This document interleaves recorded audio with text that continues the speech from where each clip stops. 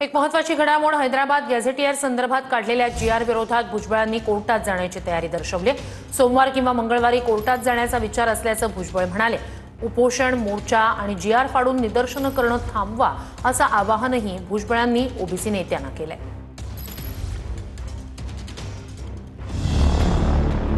Hyderabad गॅझेटचा GR जरांगेंना दिल्यानंतर मंत्री छगन भुजबळ नाराज झाल्याच्या चर्चा आहेत।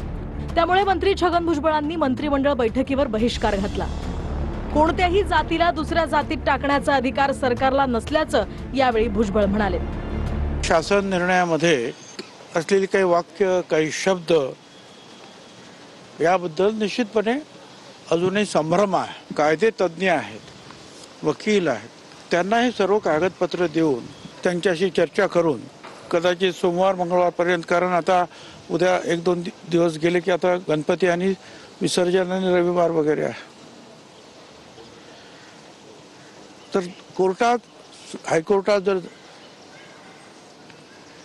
जाण्याची सुद्धा आमची तयारी आहे। बाकीच्या ज्या काही आंदोलनाचे प्रकार आहेत, कोणी उपोषण करताय, कोणी मोर्चा काढताय, कोणी शासन निर्णयाच्या संदर्भामध्ये कागद वगैरे ज्यात फाडतात, काय करतात, असं जे पाहतोय मी, मला असं वाटतं की तूर्त आपण ह्या सगळ्या गोष्टी त्वरित थांबवाव्यात अशी मी आपणाला विनंती करतोय। तर भुजबळांची नाराजी म्हणजे शासनाचा जीआर पक्का आहे, भुजबळ अभ्यासू नेते म्हणूनच बैठकीतनं बाहेर पडल्याची प्रतिक्रिया जरांगेंनी दिली आहे।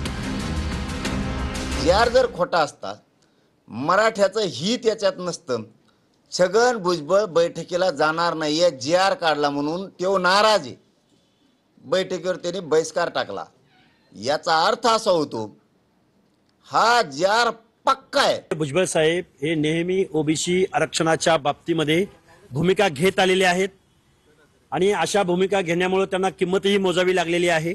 मी भुजबळ साहेबांचं या लढाऊ वृत्तीचं मी खरं तर दाद देईन त्यांच्या याला। भुजबळांच्या नाराजीनंतर अजित पवारांच्या राष्ट्रवादीच्या नेत्यांची दादांनी देवगिरीवर बैठक बोलावली। या बैठकीवरून भुजबळांची नाराजी दूर करण्याचे प्रयत्न केले जात असल्याचंही बोललं जात आहे। तर ओबीसींमधून मराठा आरक्षण देऊ नये यासाठी मंत्री छगन भुजबळांचा सुरुवातीपासूनच विरोध होता।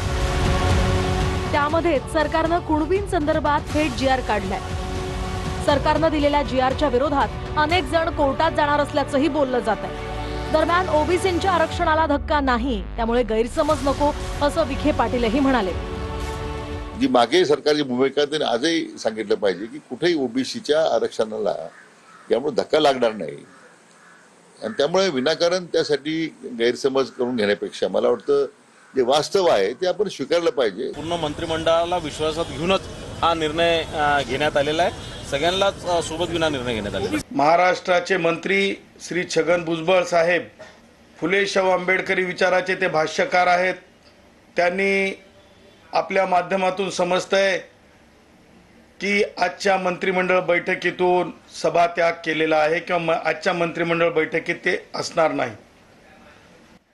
मी सन्माननीय भुजबळ साहेबांचं स्वागत करतो, मी सन्माननीय भुजबळ साहेबांचं अभिनंदन करतो।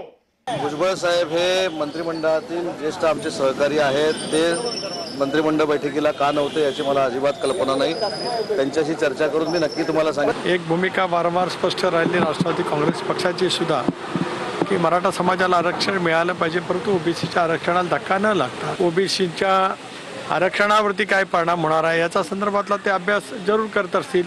शेवटी 1-2 दिवस याच्यातली स्पष्टता आली, मग त्याच्यावरती भाष्य करणं अधिक उचित होईल। नाही, माझ्या मते तरी मिळालं नाही, त्यांच्या मते काय मिळालं त्याच्यावर मी भाष्य करू शकत नाही, पण मी जो अभ्यास केला त्याच्यानुसार नवीन काही या शासन निर्णयामध्ये दिलेलं नाही आणि त्याच्यामुळे आमच्या ओबीसी समाजाचं कुठेही नुकसान झालेलं नाही।